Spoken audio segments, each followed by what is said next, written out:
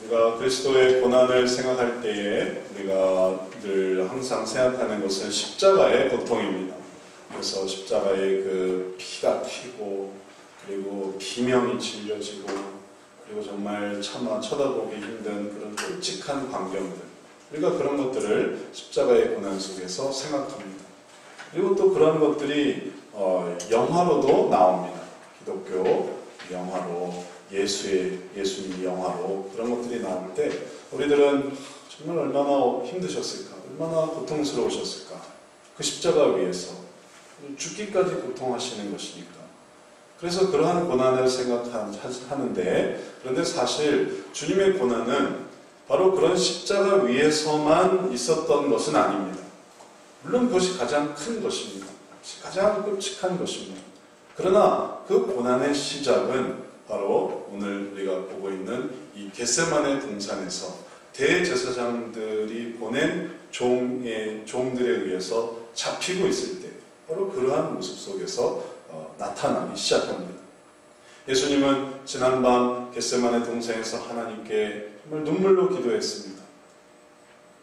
땀이 피가 되도록, 흐르는 땀이 얼마나 힘드셨으면 그게 피가 될 정도로, 그렇게 굵은 핏방울처럼 그렇게 될 정도로 기도하셨습니다. 간절하게 기도하셨습니다. 그 속에서 원하셨던 것은 뭐냐면 자기의 원이 아니었습니다. 아버지의 원이었습니다. 그리고 그 기도에 들으심을 받았습니다. 정말 이게 하나님의 뜻이구나 깨닫게 되었습니다. 그리고 그 기도의 결과 찾아온 사람들이 바로 대제사장의 종들이었던 것입니다. 이걸 모르는 사람들은 이 기도의 응답을 오해할 수 있습니다. 이게 뭐냐? 기도했으면 오지 말아야 되는데, 기도했으면 이런 일이 생기지 말아야 되는데, 그런데 기도했기 때문에 그 일들이 오는 것이나 마찬가지입니다. 또 기도했기 때문에 사실 그 일들을 감당할 수 있었습니다. 그래서 예수님은 담당하셨습니다. 그리고 예수님은 그 일들을 이겨내고 계십니다. 사로잡히는 것에서부터 이제 내 의지가, 그리고 또 내 자유가, 그리고 또 내 이 모든 몸이 이제 묶여가기 시작하면서 그 모든 고통이 시작되고, 그렇지만 그 모든 고통 속에서 주님은 견디고 참고 그리고 그들에게 따라가고자 하셨습니다. 그런데 제자들은 그렇지 못했습니다. 예수님은 거기에 따라가고자 하셨지만 순순히, 비록 그가 바로 내가 가르쳤던 제자여 가룟 유다가 찾아와서 자기를 팔고, 그리고 그것으로 인해 이제 앞으로 끔찍한 십자가의 고난이 있으리라는 것을 주님은 아셨지만 그것을 참고 가려고 하시는데 제자들은 그것을 참지 못했어요. 제자들은 이미 이전에 예수님께서 같이 기도하자라고 할 때 기도하지 못했습니다. 같이 나와 함께 있자 할 때도 그들은 정신을 차리지 못했습니다. 그들은 졸려서 어쩔 수가 없었어요. 그들은 기도에 집중할 수가 없었습니다. 그리고 이제 막상 닥친 현실 앞에서 그들은 견딜 수가 없었어요. 그리고 견디지 못해서 어떻게 했냐면 이 일에 대해서 우리가 당연히 예수님을 보호하는 게 필요한 일이야. 우리가 여기서 가만히 있어서는 안 돼. 여기서 우리가 우리의 할 수 있는 모든 능력을 다 동원해서 이것을 대응해야 돼. 이렇게 생각했던 것입니다. 좌우가 그 될 일을 보고 여짜오되 주여 우리가 검으로 치리까? 이거는 질문하는 게 아니었습니다. 주여 우리가 검으로 치리까 말리까? 말씀만 하옵소서. 그럼 우리가 검으로 치겠습니다. 치지 말라면 치지 않겠습니다. 이걸 질문하기 위해서 말한 게 아닙니다. 왜냐하면 답이 끝나기도 전에 그들은 검을 휘둘렀기 때문에. 그리고 그렇게 검을 휘둘러서 대제사장이 보낸 그 종들의 한 사람의 귀를 잘라버렸어요. 어떻게 귀를 그렇게 자를 수가 있었겠어요? 원래 머리를 치려고 했던 것이죠. 머리를 치려고 했는데 살짝 비켜나니까 이게 귀를 자른 거예요. 그래서 이제 귀가 떨어져 나갔습니다. 칼을 휘둘렀어요. 귀만 자르려고 휘두른 게 아닙니다. 머리를 내리치려고 잘랐어요. 장난이 아닌 겁니다. 매우 심각한 거였어요. 그들은 그렇게 해서라도 이 모든 일들을 막으려고 했고, 저항하려고 했고, 대항하려고 했고, 그리고 그렇게 해서 스스로를 보호하려고 했습니다. 그게 제자들의 상태였어요. 그러나 거기에 대한 예수님의 말씀은 무엇이었습니까? 예수님은 그들을 제지하셨습니다. 예수님은 그들을 막으셨습니다. 더 큰 일이 일어나지 않도록 그들을 만류하셨습니다. 그러면서 하시는 말씀이 바로 오늘 51절에 하시는 말씀이었어요. 예수께서 일러 가라사대 이것까지 참으라 하시고 그 귀를 만져 낫게 하시더라. 주님은 이것까지 참으라라고 하셨어요. 주님이 이렇게 말씀하시는 것은 주님 자신이 이것까지도 참고 있기 때문에 그런 것입니다. 주님은 능력이 없어서 잡히신 게 아닙니다. 주님의 고난이 주님께서 힘이 없어서 시작되시는 게 아니었어요.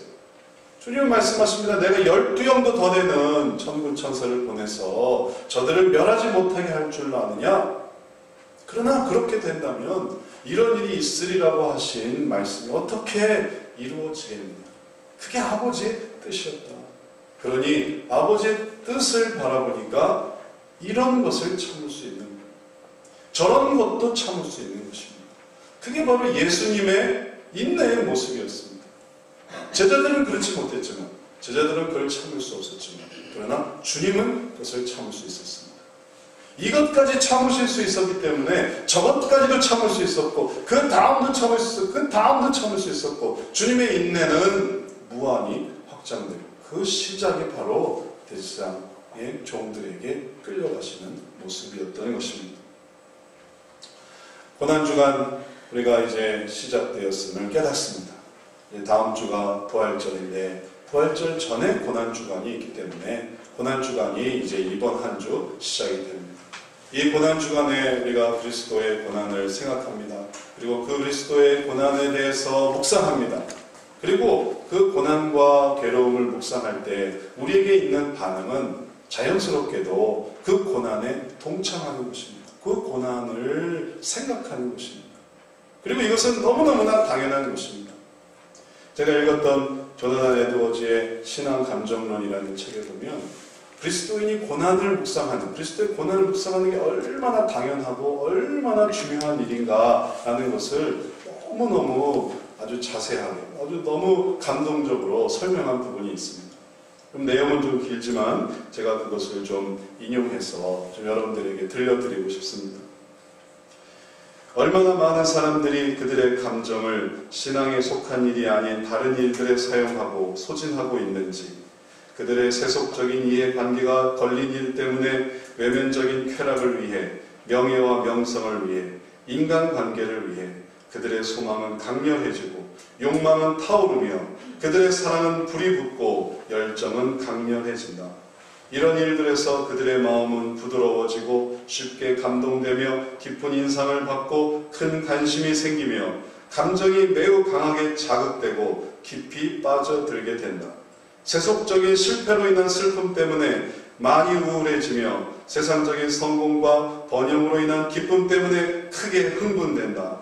하지만 영원한 세계에 속한 일들에 대해서는 대부분 사람들의 마음이 얼마나 감동되지 못하고 무감각한지, 얼마나 그들의 감정은 무디어져 있는지, 이런 영적인 일들에 대해서 그들의 심령은 얼마나 굳어져 있고 강팍해져 있는지, 그들의 사랑은 얼마나 식어 있으며 그들의 감사는 얼마나 부족한지, 어떻게 그들은 인간의 죄를 위한 희생 제물로 바쳐지기 위해 당신이 무한히 사랑하시는 아들 예수 그리스도를 주신 하나님의 무한히 높고 깊고 길고 넓은 사랑에 대해, 그리고 죽음의 고통과 피 섞인 땀과 크고도 쓰라린 울부짖음과 피가 철철 흐르는 심장으로 드러난 죄 없으시고 거룩하시며 온유하신 하나님의 어린 양의 비교할 수 없는 사랑에 대해, 그리고 이 모든 일을 마땅히 영원한 지옥불에 들어가야 할 원수들을 구원하여 영원하고 말로 표현할 수 없는 기쁨과 영광에 들어가게 하시기 위해 행하시는 하나님의 사랑을 앉아서 듣고도 그 마음이 냉랭하고 굳어지며 무감각하며 무관심할 수 있는지, 이 일이 아니라면 우리의 감정을 적절히 사용할 곳이 어디에 있겠는가? 무엇이 감정적인 작용을 더 요구할 수 있겠는가? 이런 일이 아니라면 어떤 일에 우리의 감정을 생생하고도 활력 있게 쏟아놓을 수 있겠는가? 이 일보다 더 중요하고 더 위대한 일이 있을 수 있겠는가? 더 놀랍고 위대한 어떤 다른 일이 있을 수 있겠는가? 또는 이 일만큼 우리의 관심을 끌 수 있는 일이 있겠는가? 지혜로우신 창조주께서 사람에게 유익하도록 또 적절한 경우에 사용하도록 사람의 본성에 감정이라는 원리를 심으셨다면 이런 경우에 우리가 조용히 앉아있기를 원하시겠는가? 이 복음이 진리라고 믿는 그리스도인이 어떻게 감히 그런 생각을 품을 수 있단 말인가? 너무너무 감동적이었어요. 여러분이 이러한 것을 어떻게 생각하실지 모르겠지만 정말 저는 맞다. 피가 끓어오르는 거예요. 그래, 내가 세상에서 흥분되고 세상에서 슬프고 세상에서 괴로운 것 같아. 그건 다 나에 관한 것이었지만 그건 정말 우리의 마음을 뒤흔들어 놓을 수 있고 우리의 마음을 정말 자극할 수 있고 우리를 하여금 깨달을 수 있게 만드는 게 바로 그리스도의 고난이었습니다. 그리스도의 죽으심이었습니다. 여기에 우리가 관심을 갖고 여기에 생각하는 건 너무너무 당연한 일입니다. 맞습니다. 그래서 이 고난주간에 사람들이 그 고난에 동참합니다. 많은 그리스도인들이 그 고난에 동참해서 때로는 새벽 기도를 하기도 하고 때로는 금식을 하기도 하고 때로는 성경을 읽기도 하고 때로는 TV를 그만 보기도 하고 때로는 인터넷을 그만하기도 하고 자기가 하고 싶었던 많은 것들을 그만하면서 그래서 그리스도의 그 고난을 생각하며 묵상하며 그리고 그 고난 속에 동참하게 되기를 원하는 것입니다. 왜냐하면 그것이 그들의 마음을 자극했기 때문에 냉랭한 마음으로 그렇게 하는 게 아닙니다. 감정이 자극됐기 때문에 그렇게 하는 것입니다. 그런데 진정으로 주의 고난에 동참하는 것이 단지 1년 12달 중에 한 주간만 모든 것을 끊는 것이 그것이 진정으로 그리스도의 고난에 동참하는 일일까요? 단지 일주일만 내 인생에 있어서 단지 일주일 동안만 단지 그 고난에 동참하는 것 그것이 정말로 그 고난에 함께하는 것일까요? 우리가 경험해 보기도 했을 수도 있겠지만 때로 여기엔 도리어 그 일이 끝나자마자 엄청난 쾌락으로 빠지는 경우를 종종 보게 됩니다. 금식을 했다면 끝나자마자 뭐가 되는 거예요? TV를 보지 않았다면 끝나자마자 매일 TV를 보는 거예요.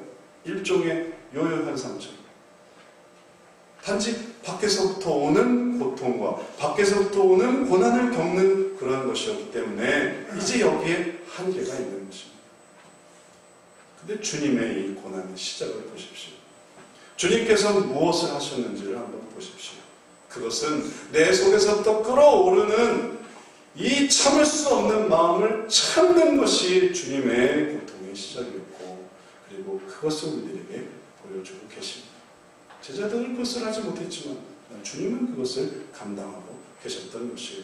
그래서 우리가 하나님 안에서 진정한 그 죽음을 묵상하는 것은 그 고난을 묵상하는 것은 바로 단시간에 이루어지는 그리고 잠깐 동안의 일시적인 그러한 고통을 겪는 것이 중요한 게 아니라 오래도록 지나는 것 그리고 우리의 삶을 바꿔놓을 수 있는 바로 내부로부터의 인내를 내부로부터의 솟구쳐 오르는 것을 참는 그 마음속에 의미가 있는 것입니다.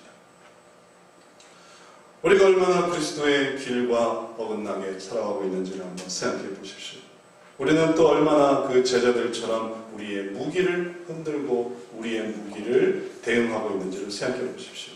때로는 심지어 고난주간 새벽기도 내에서라도 마음에 들지 않는 부분이 있을 때 고난주간 금식 기간 내에서라도 자기 생각과는 다를 때 심지어는 그리스도의 고난을 묵상한다고 하는 그 철저히 고통스러운 순간 속에서도 내 속에서 끌어오르는 이 검을 우리는 때로 휘둘러 버립니다. 그 검으로 사람들을 쳐버리는 거예요. 왜 나를 이렇게 불편하게 해? 내가 지금 이걸 하려고 하는데 왜 나를 이걸 방해하지? 난 이걸 하려고 하는데 그러니 이건 모순된 거예요. 고난을 받으면서도 고난을 견디지 못해. 스스로 고난을 자처하지만 그러나 내 속에 있는 정말 어려운 일들 내 마음의 검을 휘두르고 싶은 그 마음 그것을 주체하지 못할 때 우리는 영락없는 제자들의 모습이 되고 마는 것입니다. 가정에서 우리가 검을 휘두르고 또 교회에서 우리가 검을 휘두르고 직장에서 학교에서 우리가 검을 휘두릅니다. 한번 뺀 거는 뭐든지 배려하는 마음을 갖습니다. 그래서 그걸로 휘둘러 버려서 결국 나타나는 게 무엇이겠습니까? 그걸로 어떤 사람들은 나는 이걸로 악을 지켰습니다. 나는 이걸로 우리를 보호한 겁니다. 올바른 것을 지키려고 한 겁니다. 그렇게 항변할 수도 있을 것입니다. 그러나 우리가 정말 악에 대해서 응징해야 되고 또 악을 따르지 않아야 되는 것도 물론 맞는 얘기지만 우리가 먼저 생각해야 될 것은 선을 따르는 것입니다. 그랬을 때 고난을 생각하는 것도 한번 다시금 고민을 해보십시오. 우리가 왜 고난을 따르겠습니까? 주님의 마음을 따르려고 하기 때문에 그런 거예요.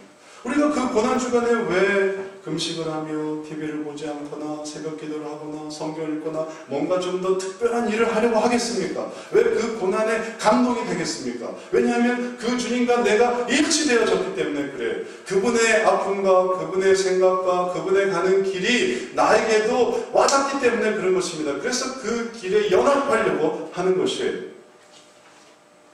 그럼에도 불구하고 우리가 단지 악을 제거하려고 하고 악을 처단하려고 하고 악을 배제하려고 할 때 그때 무슨 일이 일어나는지 아십니까? 주님의 선을 막아서게 되는 거예요. 심지어 같은 가족이지만 나를 괴롭게 하는 그는 악이 되어버리는 거예요.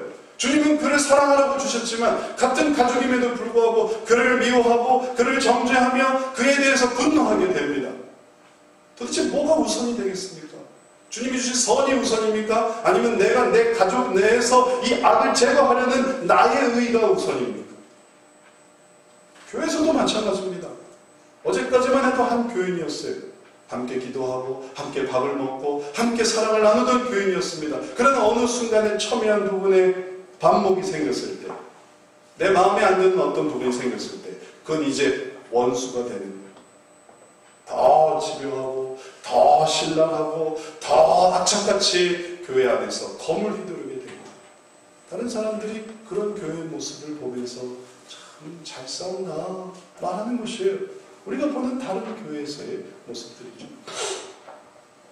우리가 직장에서의 모습들을 생각해 보십시오. 함께 일하는 직원들이고 함께 일하는 동료고 함께 이 직장을 세워나가야만 하는 그러한 부담감이 있는 사람들이지만 그러나 때로는 그 속에서 미워하고 정죄하고 어떻게 해서든지 몰아내려고 하고 어떻게 해서든지 그 사람을 밟고 딛고 일어서려고 하는 서로 간의 검이 되어지는 것이죠. 그리고 그럴 때 우리의 사회도 마찬가지입니다. 같은 민족이었지만 같은 국가였지만 같은 동네 사람들이었지만 어느 순간에서부터 정치로 이념으로 그리고 지지하는 어떤 대표로 그리고 각자의 어떤 생활습관과 문화와 세대와 우리에게는 얼마나 검이 많은지 모릅니다. 얼마나 잘 끊어내는지 모릅니다. 끊어내는 건 기술자예요. 붙이는 건 못하는 거죠. 이제 이러한 우리의 삶 속에 주님의 말씀해 주시는 것을 들어야 됩니다. 그러지 않으면 또 잠깐 고난, 고통 그리고 나서 다시 더 철저히 무장되어서 더 철저히 강팍해져서 이제 또 싸우려고 할 것입니다. 진정으로 주님의 말씀해 주신 것이 무엇입니까? 마태복음 26장 52절에 주님이 이렇게 말씀하십니다. 이에 예수께서 이르시되 내 검을 도로 집에 꽂으라. 검을 가지는 자는 다 검으로 나가느니라. 검을 휘두르는 것만이 아닙니다. 검을 가지고 있는 검은 아닙니다. 그 검을 가지고 있기 때문에 그는 그 검으로 나갑니다. 총을 가지고 있기 때문에 그는 총으로 나가는 것이고 칼을 마음속에 품고 있기 때문에 그 칼이 내 속에서 나를 찌르는 거예요. 그 괴로움이 우리 속에 있기 때문에 때로는 아무도 사랑할 수가 없는 거예요. 좀 칼처럼 예리해지고 좀 칼처럼 독해지며 칼처럼 고통스러운 삶이 우리들에게 펼쳐지게 되는 것입니다. 이제 우리들에게 주시는 주님의 말씀은 그런 것이 아닙니다. 그것은 이것까지 참으라 라는 말씀을 실천하는 것입니다. 주님의 진정한 모습, 이것까지 참으라. 그럴 때 우리는 악을 제거하는 게 중요한 게 아니라 선을 이루는 게 중요하다는 것을 깨닫습니다. 그러다 보면 진정한 악을 제거해야 될 게 뭔지도 알게 됩니다. 우리는 진정으로 주님의 선을 추구하려고 할 때 비로소 선에는 살아가는 자가 되고 악에는 죽는 자가 되는 것입니다. 사도 바울이 이렇게 이야기를 했습니다. 그의 죽으심은 죄에 대하여 단번에 죽으심이요 그의 살으심은 하나님께 대하여 살으심이니 이와 같이 너희도 너희 자신을 죄에 대하여는 죽은 자요 그리스도 예수 안에서 하나님에 대하여는 산 자로 여길지어다.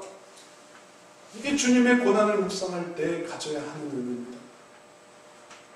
이게 우리 마음속에 들어와야만 하는 거예요. 이게 우리 마음속에 침투되어야만 하는 것입니다. 그러지 않으면 다 튕겨져 나가게 돼요. 또 언제 그랬냐는 듯이 다시 원상태로 돌아가게 됩니다. 그러나 이게 우리 속에 들어오게 되면 악에 대해서는 내가 죽은 자가 돼야지. 그게 이기는 거예요. 악에 대해서 같이 악으로 맞서 싸우는 게 우리가 잘 되는 게 아닙니다. 악에 대해서는 우리는 죽은 거예요. 죄에 대해서 우리는 죽었어요. 그렇기 때문에 하나 반응을 하지 못하는 거예요. 똑같이 대응하지 않는 거예요. 왜냐하면 나는 거기에 죽었으니까. 그러나 의에 대해서는, 그리스도에 대해서는, 하나님에 대해서는 살았습니다. 그래서 거기서는 나는 살아있어요. 그래서 그것을 이루려고 하는 것입니다. 그리고 그것을 이루려고 하니까 그 속에서 놀라운 인내가 무럭무럭 형성되는 거예요. 그리스도의 인내가 진정으로 우리의 삶 속에 이것을 이루게 되는 삶이 이제 우리들에게 필요합니다. 우리들에게 정말 필요한 건 예를 들자면 잠깐 타오르고 꺼져버리는 번개탄이 아니에요. 번개탄 아시죠? 몇 분을 갑니까? 번개탄이. 그걸로 밥이라도 지을 수 있겠습니까? 잠깐 타오르고 꺼지는 걸로는 그거는 그냥 불 붙이는 데만 쓰일 뿐이지. 우리에게 진짜 오래 타는 그 숯이라든지 나무라든지 그 진정한 오래도록 타는 불이 필요한 것입니다. 그리고 그렇게 되어질 때 이것이 진정으로 주님의 뜻과 주님의 일에 동참하는 것이에요. 그것을 어떻게 이룰 수 있겠습니까? 우리의 삶 속에 그것이 어떻게 이루어질 수 있겠습니까? 창세기 6장에 보면 노아의 방주가 나옵니다. 노아의 방주 얘기가 요즘에 또 영화로도 나와 있어요. 너무너무 중요한 얘기예요. 중요한 계기입니다. 중요한 모티브예요. 중요한 사건입니다. 하나님께서 이 세상에 폐역됨을 보시고 노아에게 방주를 지으라고 말씀하셨어요. 왜냐하면 내가 이 세상을 시킬 것이다 라고 얘기하셨습니다. 심판이 적정되었으니까 방주를 지으라고 하셨습니다. 이제 방주를 지으라고 하는 주님의 의와 주님의 뜻과 주님의 선을 따르기 위해서 노아는 방주를 짓습니다. 그런데 혼자서 짓는 게 아니에요. 그 세 아들과 세 며느리, 그 다음에 아내, 그래서 7명이 붙습니다. 그리고 그 7명이 노아가 받은 그 선을 이루기 위해서 연합하는 것이에요. 쉬운 일이었을까요? 그들이 자지도 않고 혹은 일하지도 않고 놀지도 않고 그들이 예를 들어 쉬는 시간에 했다고 해봅시다. 하지만 그것은 얼마나 부끄러운 일이었겠습니까? 얼마나 멸시받는 일이었겠습니까? 아니 바다도 아니고 산속에다 배를 짓네. 나무를 끌어다가 배를 만들기 위해서 멀리 바다에다 지은 게 아니라 산 가운데 지었다는 거예요. 그러니 산에다 배를 짓네. 이게 얼마나 황당한 얘기예요. 물도 없는 데다가 배를 짓네. 장난하나? 그러나 그들이 그것을 이기면서, 그것을 극복하면서, 그것을 참으면서, 그것을 묵묵하게 해나갈 때 그들은 뭘 한 것일까요? 그들은 거기에 대놓고 자기 마음속에 검을 뽑고 싶지 않았을까요? 그들에 대해서 대응하고 싶지 않았을까요? 그랬다면 이것도 할 수 없는 겁니다. 왜냐하면 그런 일로는 이 일을 하려야 할 수가 없는 거예요. 하나님의 지극한 선은 분노로 감당할 수가 없습니다. 그것은 다 타버리고 말아버리는 일시적인 감정에 불과한 겁니다. 그러나 그들이 인내했습니다. 참았습니다. 견뎠습니다. 노아를 따랐습니다. 노아는 하나님을 따랐습니다. 그리고 나타난 게 무엇입니까? 그들의 인내의 결과 만들어진 그 방주가 바로 그들 자신을 구원했습니다. 그들이 만든 방주가 그들을 구원한 것입니다. 그들의 인내가 그들의 삶을 이루어냈습니다. 이것이 바로 우리의 삶 속에서 나타나는 하나님의 인내의 결과예요. 그것이 놀라운 일을 이룬다는 것입니다. 뿐만 아닙니다. 사도행전 21장에 보면 사도 바울이 또 뭔가 새로운 인내를 시작하고 있습니다. 그는 예루살렘에 들어갈 계획을 짰습니다. 그리고 예루살렘 속에 들어가서 복음을 전파할 생각을 했습니다. 그러나 여기에는 많은 환란이 예고되어 있었어요. 너무너무 눈에 뻔한 거예요. 우리가 그 말을 듣고 그곳 사람들로 더불어 바울에게 예루살렘으로 올라가지 말라 권하니, 왜냐하면 사로잡힌다는 예언이 이미 있었으니까. 올라가지 마세요. 올라가지 마세요. 고통당합니다. 괴로움당합니다. 사로잡힙니다. 그러나 바울은 대답합니다. 바울이 대답하되 너희가 어찌하여 울어 내 마음을 상하게 하느냐. 나는 주 예수의 이름을 위하여 결박받을 뿐 아니라 예루살렘에서 죽을 것도 각오하였노라 하니, 그 뜻이 굽어지지 않았어요. 이 모습은 마치 예수 그리스도를 연상시킵니다. 예수님께서 이것까지 참아라. 내가 잡혀가게 내버려둬라. 내가 주의 일을 위하여 내가 잡혀갈 것이다. 이렇게 말하는 것처럼 사도 바울도 내가 주의 복음을 전파하기 위하여 내가 로마 예루살렘에서 죽을 것까지도 내가 작정했다. 각오했다. 라고 했습니다. 사람들의 반응이 어땠을까요? 저가 권함을 받지 아니하므로 우리가 주의 뜻대로 이루어지이다 하고 그쳤습니다. 이제 그러면 하고 싶은 대로 하십시오. 하고 싶은 대로 하십시오. 계획대로 하십시오. 그러나 그게 전부였을까요?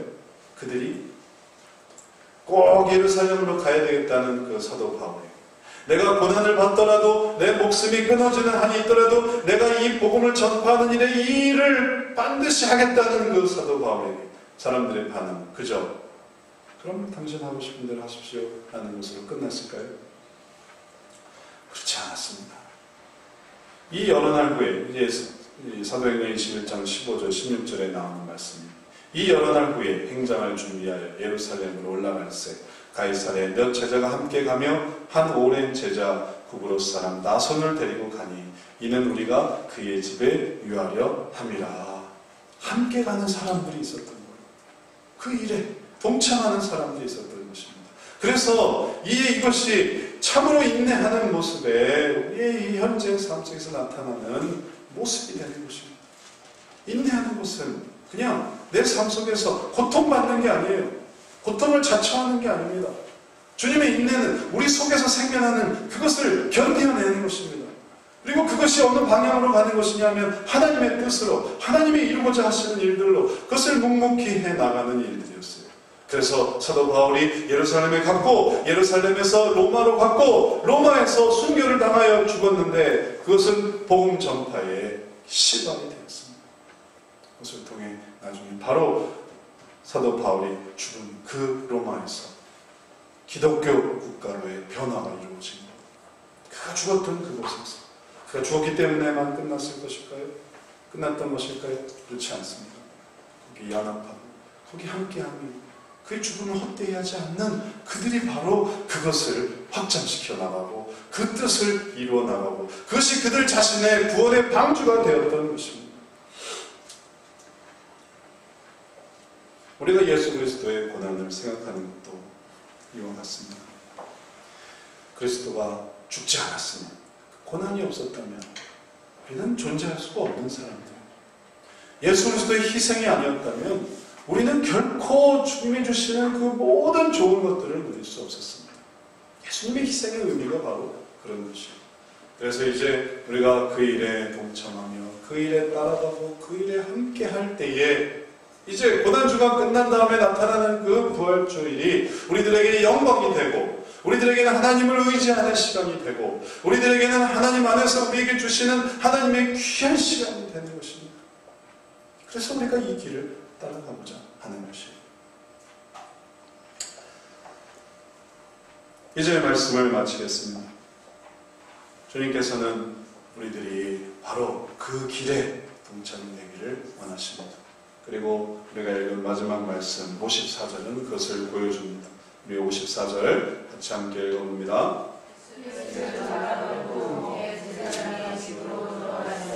베드로가 얼찍이 따라가니라. 예수는 끌려갑니다. 거기에 주님은 주님의 뜻으로 그것을 감당하고 계십니다. 그리고 베드로가 따라갑니다. 베드로가 따라가요. 그가 멀찍이라도 따라가요.